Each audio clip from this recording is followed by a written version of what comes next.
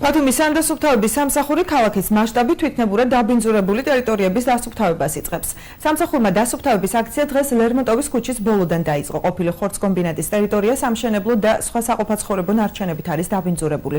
მერის წარმომადგენლის თქმით, ტერიტორიაზე მოქალაქეები ნაგავს ღამის საათებში ყრიან, რაც კონტროლს აღარ ექვემდებარება. დასუფთავებულ ადგილებში, როგორც ბათუმის სანდასუფთავების სამსახურში აცხადებენ, ვიდეოკამერები განთავსდება, რაც ნაგვის უკანონო დაყრას შეამცირებს. ამასთან საწარმოების ხელმძღვანელებს მკაცრი გაფრთხილება მიეცემათ, რათა ტერიტორიის შემდგომში დაბინძურება იქნას თავიდან აცილებული.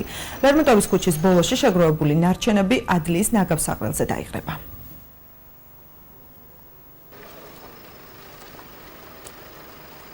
დაწყებული არის დასუფთავების აქცია მთელი ქალაქის მასშტაბით. ეს პირველ რიგში შეეხება უკანონო ნაგავსაღარებს, რომელიც თვითნებურად არის მოწყობილი ისეთ ტერიტორიებზე, სადაც ტერიტორიები არის ჯერ კიდევ აუთვისებელი. ღამის საათებში ხდება მოქალაქეების მიერ სამწუხაროდ ნარჩენების დაყრა და ამას შექმნა ეს სახე სურათი, რაც ეს მდგომარეობით არსებობს. დაწყებული აქცია მთელი ქალაქის მასშტაბით ვიწყებთ ლერმონტოვის ბოლოდან და ეს გაგრძელდება მთელი ქალაქის მასშტაბით. წლების განმავლობაში გროვდებოდა ეს ნაგავი და ალბათ ეს დღევანდელი პრობლემა არ არის ზოგადად.